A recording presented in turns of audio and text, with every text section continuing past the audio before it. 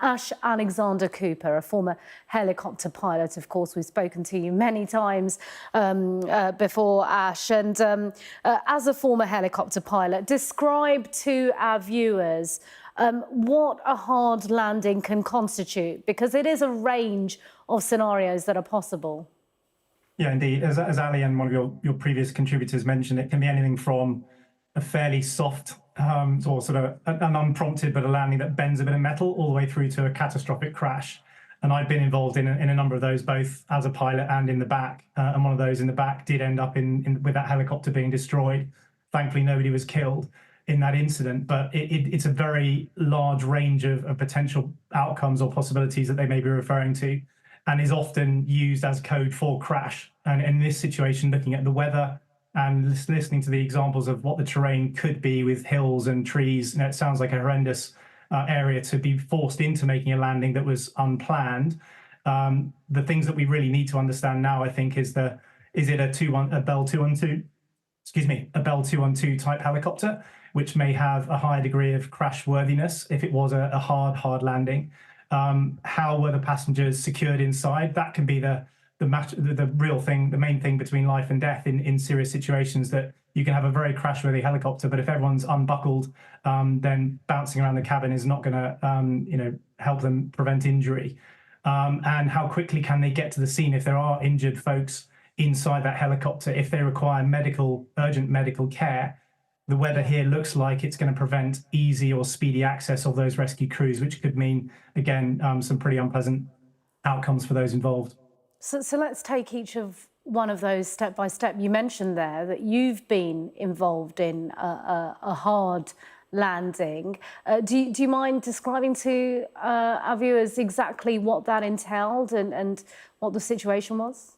Well, in the most serious example, I was in the back of a fairly large helicopter, a very modern helicopter, where the pilots became disorientated, in that case because of sand and dust, but not dissimilar to what looks like to be the weather there with fog and mist, very similar to be disorientated. And in getting disorientated, in my case, the pilots kept the speed on to try and land ahead of the dust cloud. But because they hit the ground at such velocity, the wheels were ripped off, and we crashed into a dry riverbed. Thankfully, it was dry. But in so doing, the blades, the helicopter blades, disintegrated and started flying around, which cut into the fuel tank, and a few other things went wrong. In our case, the passengers, many of whom were locals in the country that I was in, had already unbuckled. So about 60 people ended up in the front, also on top of me and others who were sitting behind the pilots. But amazingly, we all walked away before the helicopter caught fire and before any serious injuries occurred. But that was very skillful, the pilots, to keep the helicopter upright. And in our case, the ground was fairly flat. If, as your previous correspondent suggested, that this is extremely mountainous terrain, the pilot would have had very little choice as to where they could land. And landing in trees in a ravine or a gully is going to be, I wouldn't hold my hopes that this is going to have a good outcome if they can't get it.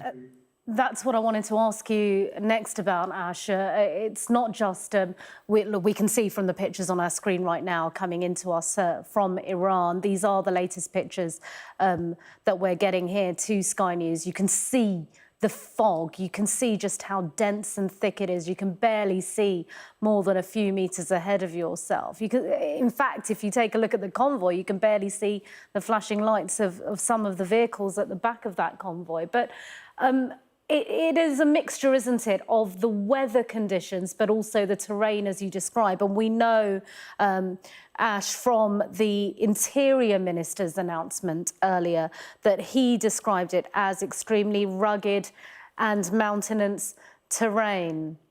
So those will be factors. How hard is it to land in, thick forest and mountainous areas? Well, if it's a Bell 212, and I've flown these in the jungle previously, they are very robust helicopters, and they're picked for landing in difficult environments like jungles where you have steep terrain and forest. So they are pretty good at landing, even if they were to hit trees on the way down. It's really the slope itself that's going to determine if a helicopter were to land relatively safely and not too hard, and the impact then didn't kill or injure people significantly. If it then rolled down a ravine, then that's obviously going to be a secondary issue.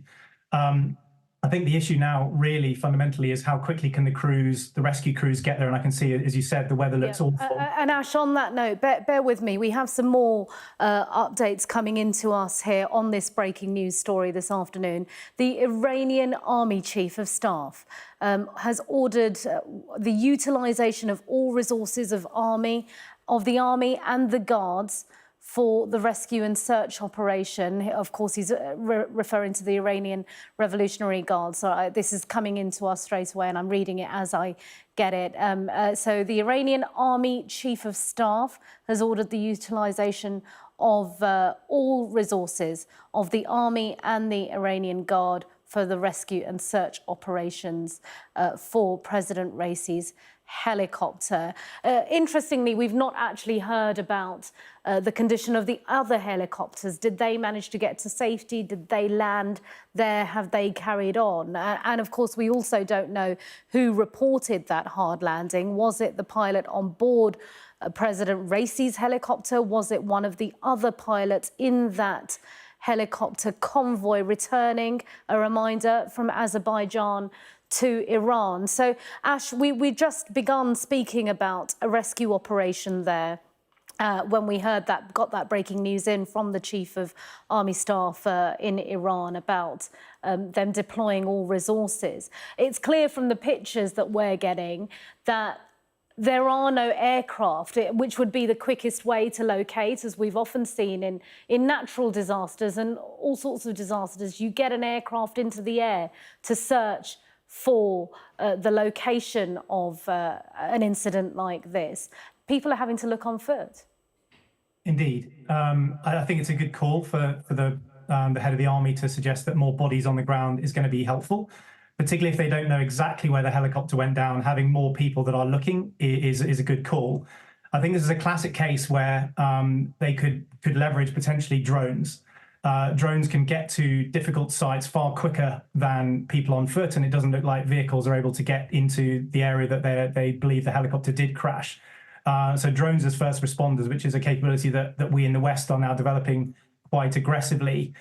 This would probably be the quickest way to pinpoint where the helicopter is, and even provide footage back to the rescuers to know what the condition of the aircraft is, and indeed the state of any casualties. But if it's just people walking on foot, this is still going to take a lot of time, and time is not on their side, I would suggest. Yeah, time, weather, and of course they're losing light because it is late in the evening, local time. Ash Alexander Cooper, thanks very much indeed for joining us for your analysis of this breaking news situation this afternoon. You're watching Sky News. We are covering live as and when we get any information on that helicopter that suffered what is being described as a hard landing. One Iranian official did call it a helicopter crash carrying President Ibrahim Raisi and Foreign Minister Hossein Amir Abdullahian and other dignitaries on their return from Azerbaijan to Iran. Stay with us. We're going to take a quick break, but we will be back with more.